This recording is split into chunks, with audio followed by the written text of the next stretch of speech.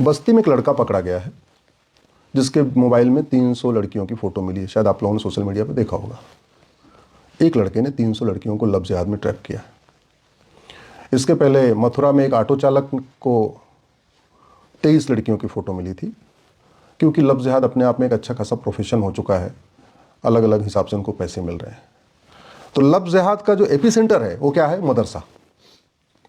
धर्मांतरण का AP centre क्या है? मदरसा। घुसपैठियों को बसाने की, उनको रखने की जो पूरा सेंटर क्या है वो है मदरसा। अगर आप सोचें कि जो हमारे लिए बड़े खतरे हैं उसका केंद्र कहाँ है, कहाँ से ब्रेन वॉशिंग हो रही है, कहाँ से उनको टीचिंग मिल रही है, कहाँ से वो उनको फ़ायदा मिल रहा है, कहाँ से उनको लाभ मिल रहा है, वो है मदरसा। मदरसा में बड़ी मात्रा में विदेशों से फंडिंग आ रही है, इसलिए मदरसे दिन दूनी रात चौगुनी खुलते चले जा रहे हैं। मुगल लगभग यहाँ 1000 मदरसा खुलवा के गए थे। आज की डेट में भारत में लगभग 3.25 लाख के आसपास, 3.5 लाख के आसपास मदरसे हो चुके हैं। मदरसे क्यों खुल रहे हैं? फंडिंग आ रही है। धर्मांतरण क्यों हो रहा है? पैसा मिल रहा है। भाई प्रोफेशन है, जैसे किसी के लिए डॉक्टरी प्रोफेशन है, किसी के लिए टीचिंग प्रोफेशन है, किसी के लिए धर्मांतरण प्रोफेशन है, पर फैमिली उनको पैसा मिलता है। किसी के लिए लव जिहाद प्रोफेशन है क्योंकि उसको पर लड़की ट्रैप करने के बाद पैसा मिलता है। मथुरा में एक ऑटो चलाने वाला था जो स्कूल में बच्चियों को ऑटो से घर से स्कूल पहुंचाता था, उसको 2 लाख रुपए पर गर्ल्स पर बेटी मिल रहा था। तो उसने 23 बेटियों को ट्रैप किया और उसके बाद में घर से उसने एडमिट किया। हाँ, हमको 40 लाख रुपए अब तक मिल चुके हैं। तो ये बड़ा, अब ये जो पैसा आ रहा है, ये पैसा क्यों आ रहा है? पैसा एक तो इसलिए आ रहा है कि सरकार का कोई कंट्रोल नहीं है, मदरसा आर्टिकल 30 में पड़ा हुआ है। दूसरा, कांग्रेस का कानून है 2012 का, माननीय प्रांत कारवाजी जानते हैं उसको, जो भी यहाँ पे उससे होंगे सबको पता है कि FCRA कानून बना था। जैसे अंग्रेज़ों ने 100% कानून भारत को बर्बाद करने के लिए बनाया या लूटने बांटने के लिए बनाया। कोई अंग्रेज़ का कानून हमें अच्छा लगता है तो ठीक है, वो फ़ायदा हो गया किसी कारण से, लेकिन उनकी कोई मंशा नहीं थी। जैसे ट्रेन उन्होंने उस रूट पे चलाई जहाँ से उनको खनिज उठाना था, या तो रेलवे ट्रैक वहाँ बनाया जहाँ विद्रोह ज़्यादा हो रहा था। उन्होंने हमें चलने के लिए कोई ट्रेन रेलवे लाइन नहीं बनाई थी। रेलवे लाइन 2 ही जगह बनाई गई, जहाँ खनिज ज़्यादा अच्छा था वहाँ से उठा के उसको समुद्र तक ले जाना था, वहाँ से ले जाना था, या दूसरा उनको कहाँ से करना, जहाँ विद्रोह ज़्यादा हो रहा था, विद्रोह दबाने के लिए उनको पुलिस पहुँचानी थी, इसलिए वहाँ उन्होंने ट्रैक बना दिया। सिमिलरली 2050 के बाद लगभग 1950 के बाद लगभग 50 से ज़्यादा कानून बनाया कांग्रेस ने, और वो बड़े प्लान्ड वे में, नाम प्यारा रखा लेकिन काम ठीक उल्टा। जैसे नाम रखा पूजा स्थल कानून, सुनने में लगता है अच्छा पूजा स्थल, इसका मतलब हमारे पूजा स्थलों के रखरखाव के लिए होगा, कोई अच्छा सा कानून होगा, लेकिन काम क्या था उसका? काम यह है कि अयोध्या के अलावा और कोई मुद्दा कोर्ट में चलेगा ही नहीं। नाम रखा FCRA, foreign contribution regulation act. नाम से ऐसे लगता है कि विदेशों से जो फंडिंग आ रही है उसको कुछ कंट्रोल करने के लिए बनाया गया। नहीं, वो कानून बनाया गया भारत में माओवादियों को, नक्सलियों को, जिहादियों को, मिशनरियों को जो पैसा आ रहा है उस पर कोई जांच ना हो, कोई छापा ना हो, ED कुछ कर ना पाए, CBI कुछ ना कर पाए, उसको लीगलाइज करने के लिए बनाया गया। ऐसे 1950 के बाद कांग्रेस ने, वो नेहरू जी के समय भी, इंदिरा के समय में भी, राजीव गांधी के समय में भी, नरसिम्हा राव के समय में भी, मनमोहन जी तक, लगातार ऐसे 50 से ज़्यादा कानून बनाए गए। जब तक वो कानून खत्म नहीं होंगे, उसमें से लगभग 25 कानूनों को मैं हाईकोर्ट, सुप्रीम कोर्ट में चैलेंज कर चुका हूं, उन कानूनों का इफेक्ट क्या है, वो कैसे काम कर रहे हैं, वो हमें पता नहीं चल रहा है जन सामान्य को, लेकिन कैसे हमें बर्बादी की तरफ ले जा रहे हैं, कहीं उस पर भी हमें चिंतन करने की ज़रूरत है।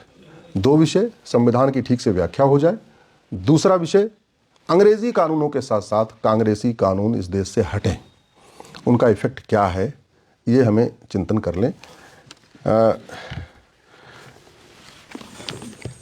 हम डॉक्टर से नहीं डरते, हम डरते हैं ऑपरेशन से। ध्यान से सोचिए, हम डॉक्टर से नहीं डरते, हम डरते हैं चीरे से कि चीरा लगेगा।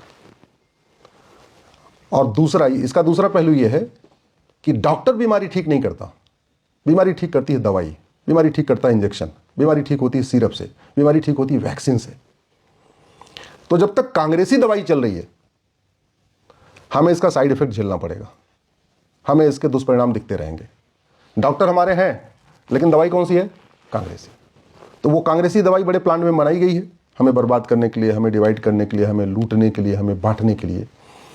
चाहे 1991 का प्लेस ऑफ वर्शिप एक्ट हो, चाहे 1992 का माइनॉरिटी कमीशन एक्ट हो, चाहे 1995 का वक्फ एक्ट हो, चाहे 2004 का माइनॉरिटी एजुकेशन एक्ट है जिसमें देश भर की कम से कम 1 दर्जन से ज़्यादा यूनिवर्सिटी को माइनॉरिटी यूनिवर्सिटी घोषित कर दिया, जामिया को, AMU को, ऐसे बहुत सारी यूनिवर्सिटीज़ को, कॉलेजेस को घोषित कर दिया। चाहे वो 2012 का अमेंडमेंट आया राइट टू एजुकेशन में, 2012 में कांग्रेस ने राइट टू एजुकेशन एक्ट को बदला। पहले जब राइट टू एजुकेशन एक्ट आया था तो ये था कि भैया जहाँ भी 14 साल तक के बच्चे पढ़ेंगे वहाँ राइट टू एजुकेशन एक्ट लागू होगा। लेकिन 2012 में एक अमेंडमेंट लाके पर्सनल लॉ बोर्ड और जमीयत के कहने पे उन्होंने मदरसे को उससे बाहर निकाल दिया। बैलेंस करने के लिए उन्होंने गुरुकुल को भी बाहर निकाल दिया। ऐसे एक के बाद 2005 में एक जजमेंट आया कि बाल पाटिल केस है, बड़ा फेमस केस है, जिसमें जस्टिस धर्माधिकारी ने वो जजमेंट लिखा है 3 जजों की बेंच ने कि साहब इस देश में जितने जल्दी हो सके माइनॉरिटी मेजॉरिटी कॉन्सेप्ट खत्म कर दीजिए। हमारा विभाजन मजहब के आधार पर हुआ था, रिलीजन के आधार पर हुआ। अगर हम रिलीजन के आधार पर माइनॉरिटी मेजॉरिटी देखते रहेंगे तो हमारे लिए नेक्स्ट डिवीज़न की फाउंडेशन तैयार करेगा। 2005 का जजमेंट है 3 जजों की बेंच का। और 2006 में अलग से पहली बार माइनॉरिटी अफेयर मिनिस्ट्री बना दी गई। 5 में सुप्रीम कोर्ट कह रहा है माइनॉरिटी मेजॉरिटी खत्म करो, 6 में पहली बार minority commission minority affair ministry बन गई। फिर जैन को बाद में माइनॉरिटी घोषित कर दिया। आज की डेट में जो हिंदू और बौद्ध वाला झगड़ा शुरू हुआ है, बहुत सारे लोग, अभी 4-5 दिन पहले ही एक जाट ने पिटीशन फाइल कर दिया कि भैया काम करो, हमको माइनॉरिटी घोषित कर दो। जानते हैं क्यों? क्योंकि माइनॉरिटी बनते ही आप सामान्य रूट से एक अलग, मतलब एक हाईवे के पैरेलल में आपकी एक अलग से रोड मिल जाती है, और जो हाईवे है उस पर बहुत बार टोल है, और आप वाली जो माइनॉरिटी वाले रोड है उस पर कोई टोल नहीं है, तो आपकी गाड़ी फास्ट चलने लगती है। दुष्परिणाम कैसे हो रहा है? मैं हिंदू हूं, मैं एक कॉलेज स्कूल खोलता हूं 12वीं तक का, तो 12वीं तक का स्कूल खोलना है तो हमारे लिए टर्म्स कंडीशन अलग है। हमें 5 एकड़ ज़मीन चाहिए, एक साइंस की लैब के लिए अलग कमरा बनाना पड़ेगा, एक जो है कल्चरल अलग कमरा बनाना पड़ेगा, प्रधानाध्यापक का एक अलग कमरा बनाना पड़ेगा, 8 टीचर रखने पड़ेंगे, एक क्लर्क रखना पड़ेगा, एक चपरासी ये हमारे लिए एक अलग टर्म्स कंडीशन है। लेकिन जैसे मैं हिंदू से बौद्ध बन जाऊँगा और फिर हम स्कूल खोलेंगे, हमारे लिए कोई कंडीशन नहीं, हमारी पूरी कंडीशन खत्म हो गई। अब मन करे हम 2 टीचर से काम कर लें, चपरासी रखें ना रखें, क्लर्क रखें ना रखें, कुछ न करें। मैं हिंदू हूं तो मुझे 25% फ्री में बच्चों को एडमिशन देना पड़ेगा। राइट टू एजुकेशन एक्ट हमारे ऊपर लागू होगा।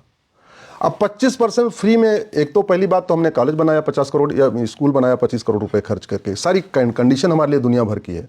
ऊपर से 25% सीट फ्री में भी देना है। मैं बौद्ध बन जाऊंगा तो मुझे 25% सीट फ्री में नहीं देना है। चूंकि मैं हिंदू हूं, 25% सीट फ्री में हमें देना पड़ रहा है, तो मैं अपनी फीस ज्यादा रखूंगा। मैं बौद्ध बन जाऊंगा, मुझे फ्री में नहीं देना है, तो मैं कम फीस रखूंगा। तो बच्चे कहाँ जाएंगे? हमारे यहाँ नहीं जाएंगे, हमारे दूसरे वाले स्कूल में बगल में चले जाएंगे।